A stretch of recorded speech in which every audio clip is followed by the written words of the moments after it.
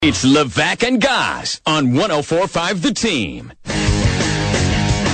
Yes, my friends, week 3 of the preseason is behind us, and that's the week where we find out the most. A lot of people will tell you as far as what's happening with the team. So New York Giants insider John Schmeelk joins us right now.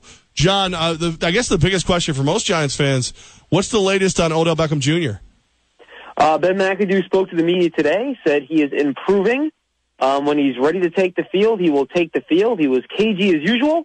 I would think if I had to guess, and I'm just venturing a guess based on, kind of my feeling out of the coach and things like that, I would say there's a better than 50-50 shot he's playing in week 1 against Dallas. Okay, that's good news for Giants fans if it's that close. Let's go to this third preseason game, Jets-Giants over the weekend. The biggest takeaway from this New York Giants team was what?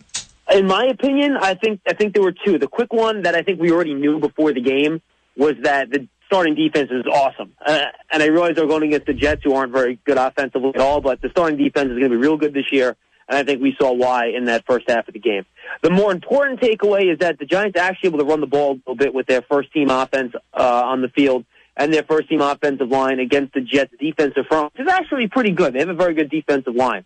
And I thought that was a real step in the right direction. If this Giants team wants to play the way they want to play and rely on their defense and maybe, control the ball a little bit and be a little bit more balanced, they need this running game to get going. And I thought that was the best they've looked so far in a while against the Jets the other night. John, when I'm watching this stuff, I got to admit, I was one of the guys who thought that once JPP got paid, he wouldn't be as dominant, but he looks phenomenal. Yeah, he does. I think he's in great shape. I think right now he's extremely healthy. I think he's kind of learned over the last couple of years to play with the hand thing. So I think all those things help him. I think right now he's really healthy. I think that's the big thing. JPP has a tendency to really get banged up over the course of these seasons. Last year he had to miss the last 5 games or so with that sports hernia. He's had back issues on and off. And I think as he stays fresh and if he manages to stay healthy, he could have his best year since 2011, which was a 16-sack season. The running back position there, the running game overall, Levack has called me anti-Paul Perkins. I don't know if I'd say anti-Paul Perkins. I'm just thinking, I don't know if he's a 20 to 25 carry a game guy. Gallman, the rookie there from Clemson, gets some carries. Where do you see this shaking out as we get closer to week 1? I think Perkins is a 16 to 20 carry a game guy, not a 20 to 25 carry a game guy. So I'm kind of with you on that. I think he's a good player. I think we saw a nice run the other night where he got to the middle of the field, was one-on-one with a linebacker, and basically shook the linebacker out of his shoes and gained another 7 or 8 yards and got to the third level with the safeties. I think he's a very good player. And quite frankly, guys, I still think, in all honesty, that Orleans Darkwa is ahead of Wayne Gallman on this depth chart of running back. I think if you're looking at a guy that's going to be a short yardage power back, I think it's Orleans Darkwa before they put Wayne Gallman in there. Wow, John Schmeelk joining us right now. He does it all at Giants.com, Giants Insider. So, John, we look over this team, and one of the guys that is fascinating for multiple reasons is Geno Smith. Is he on this roster? We'll find out. I think right now it's honestly a pretty even match between Josh Johnson and Geno Smith for that backup quarterback job. And their issues are different. Josh Johnson knows the offense well, but he doesn't seem to be able to move the ball up and down the field that well when he's in the game. He's not consistent enough, and it just doesn't seem as crisp and as smooth. When Geno Smith is in there, he's got a great arm. Ball actually moves, but the problem with Geno Smith, and we saw this when he was with the Jets, he makes that 1 or 2 big mistake that's going to kill your team, whether it's an interception in the red zone, in the end zone, blind throws where he's not making the proper read, he panics when there's pressure in his face, things like that. And those are the things that'll keep Geno Smith off this team. If Geno Smith, in the next preseason game, can put together a half of clean football with no big mistakes, I think he's got a darn good chance of being the backup quarterback. So it comes down to that preseason game there. What does Josh Johnson have to do? Almost hope that Geno makes the mistakes to make the roster?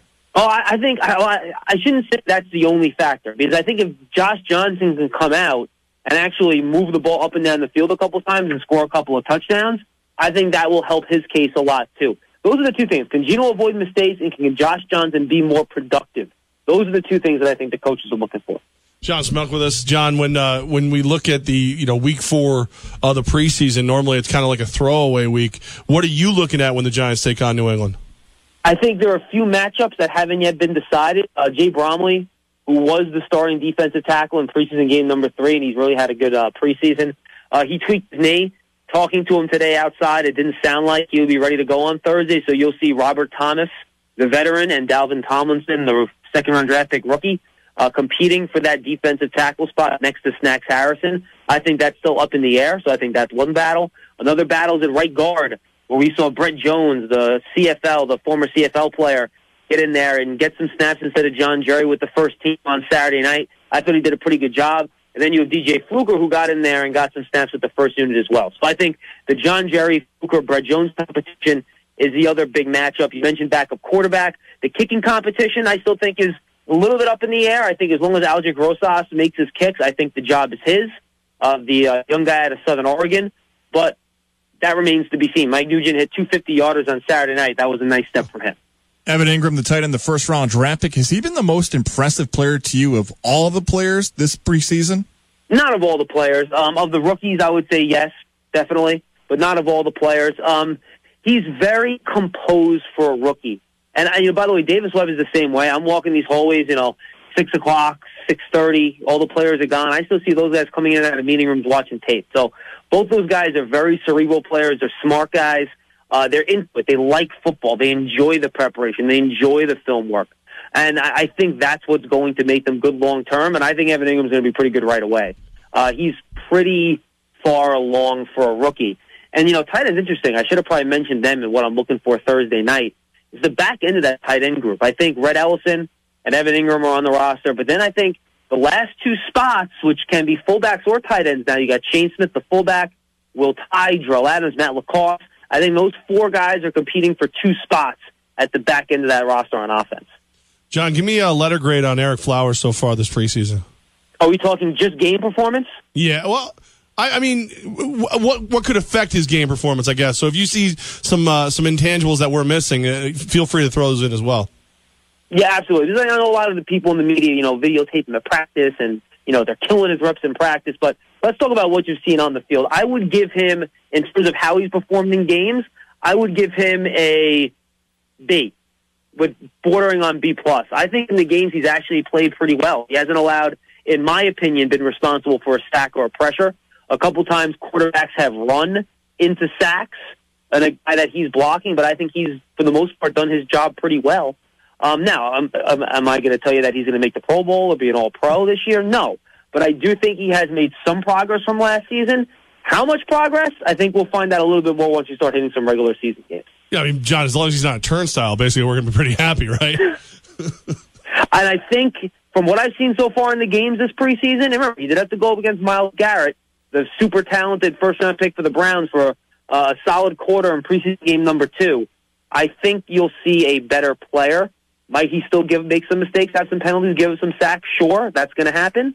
But I think he's going to be better. And again, how much? We'll have to wait and see. John Schmeelk, man, we appreciate you. You always get the Giants inside stuff for us. Anytime, fellas, I'm here for you. All right, man. Have a good one, John. You too, boys.